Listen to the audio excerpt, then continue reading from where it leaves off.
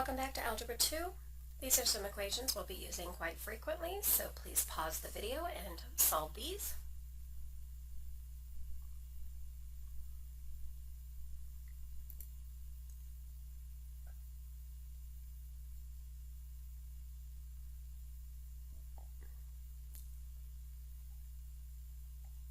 You are solving for k, so one of the ways that you can do this is rearrange the equation so that you are solving for k with the variables. That tells me that I'm going to do y divided by x, and that is slope. So our first problem is -3/4. 5 divided by 1/2 is the same as 5 times 2/1. And when we plug in decimals, you do need to make sure you do not leave decimals in fractions, so please divide those out. On the second set of problems, when I solve for k, it is going to be x times y. So in the first problem I have -26. Second problem also -26. Third problem, when I multiply these, I don't need to go to -15/10. I can simplify directly by dividing out 5, -3/2. So we are looking at direct and inverse variation, being able to identify it and set up and solve problems. Direct variation you've seen for several years. It is y equals mx plus b, but b is 0. The equation always goes through 0, 0, and sometimes we call it slope. In this case, we're going to call it our constant k. There'll be a couple different ways that we can set up direct variation problems to solve them. One of them is by setting them up to cross multiply and divide. For inverse variation, as x gets larger, y gets smaller.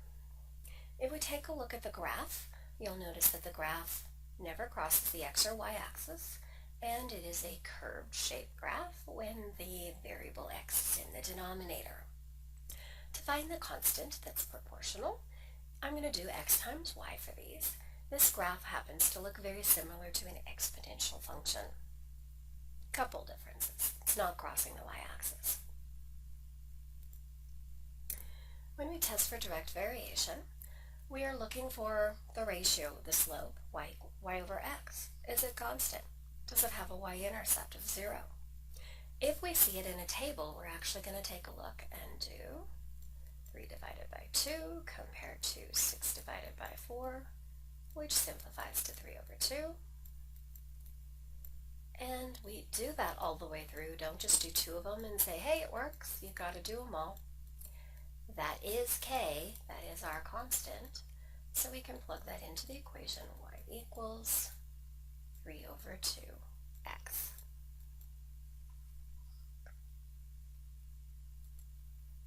For inverse variation, we're also looking for that constant, and the constant is x times y.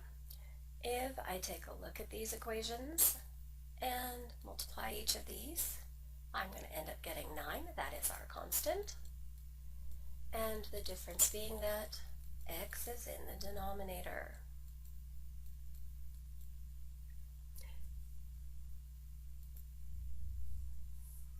We can look for these in a couple different ways. In the equations, we're looking for the equation to convert to the form with x in the denominator. If the two things are multiplied, this is going to be an inverse. For the moment, anytime that we have an addition or subtraction in the problem, it is not true direct or inverse variation, so that is going to be called neither. And if we simplified this equation, solving it for y, we would get it in y equals mx plus b form for direct variation. b is 0, it's direct. Same types of problems. We see this first one in the form for direct variation.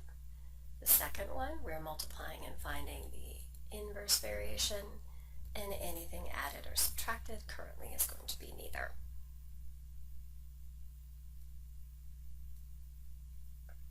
When we have tables, we're looking for two things. If we see y divided by x being constant, that's direct variation. If we see x times y being the constant, it's going to be inverse variation. In this case, when I divide these guys,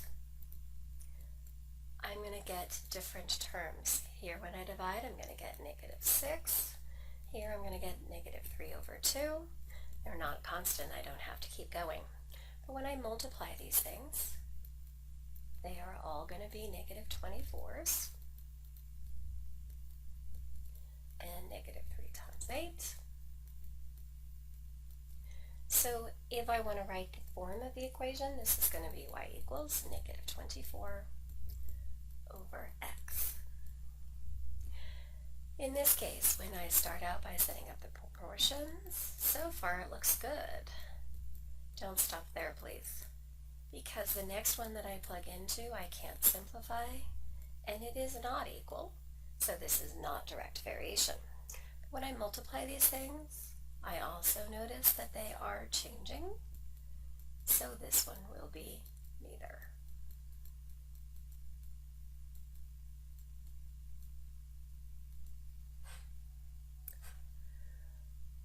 If I divide these guys and keep going and divide all of them, I'm going to end up getting the same thing for each. In direct variation, the equation is y equals the constant times x. And this last one will end up being an inverse relation. I'm multiplying all of those and I get 60 each time. So y equals 60 divided by x.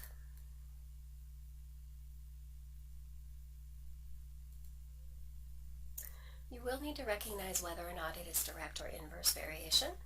In direct variation, once we decide it's that, we're going to set up two proportions. Once we set these up, cross multiply and divide. It doesn't matter what I pick for x and y. These two guys go together. This is going to be my new one.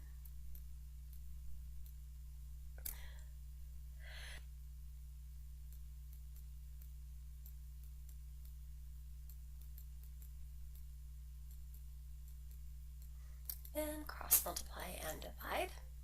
And I'm going to end up getting that we need, if we recognize the calculator says 1.3333333, you guys should be able to tell me that that is 3 1/3.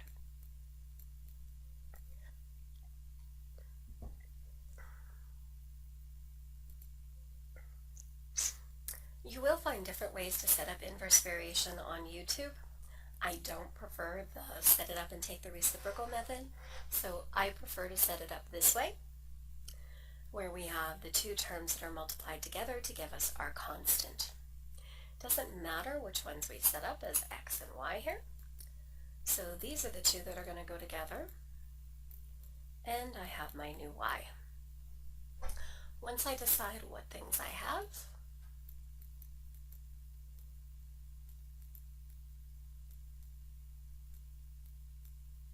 plug in what we know. My preference is to multiply by x, get it into the numerator. That means I'm dividing by 80.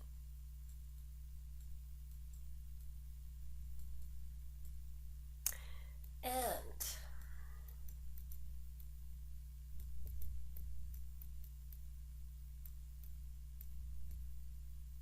we don't usually report hours this way. So if I want to convert this to something that is more like the way we talk, I would say that this is 2 hours, and to convert the decimal portion to minutes, what I need to do is multiply it by 60 minutes over 1 hour. That's going to give me 26.25. If I'm rounding that, 26 minutes would be okay. For the 0.25, I can convert that to seconds by also multiplying by 60 over 1, and that is 15 seconds. You should be able to convert to normal measurements of time. Sometimes I will just give you the information and you are plugging it in. These are the two that go together, so it's going to be 3 times 4. And since they gave me x, I'm going to plug it in for x. If they gave me y, I'd plug it in here. And that's going to be 12 divided by -2 or -6. Sorry for the little squiggly do there.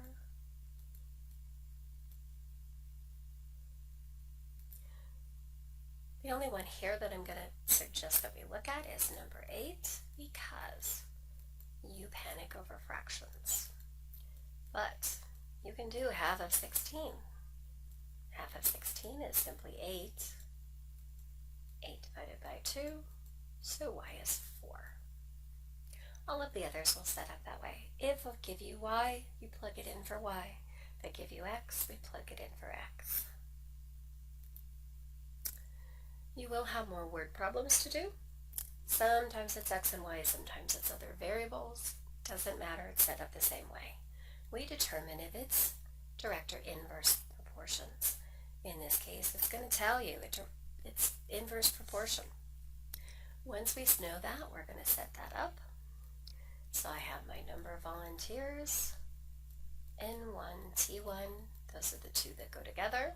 That's the 10 and the 8 hours, and our unknown time.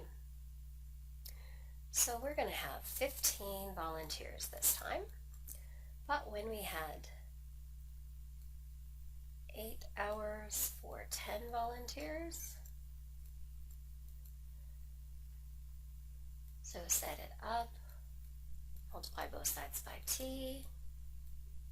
That is the I hate fractions method, guys.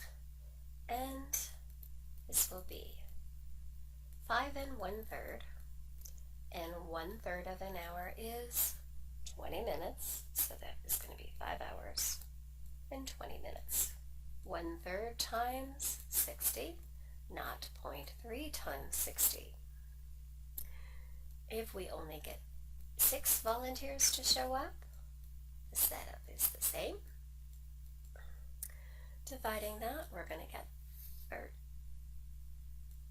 1/3, or 13 hours, 20 minutes.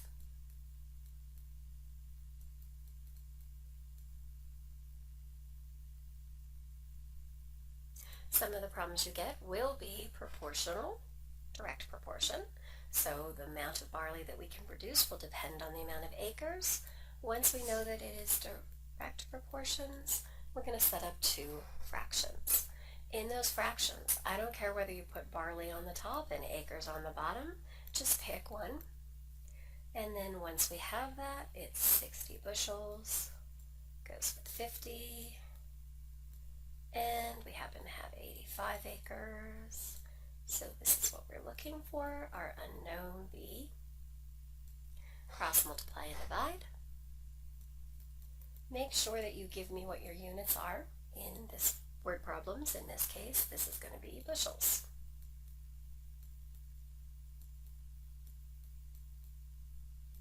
So set up your word problems, determine are they direct or inverse proportions, set them up accordingly, and solve.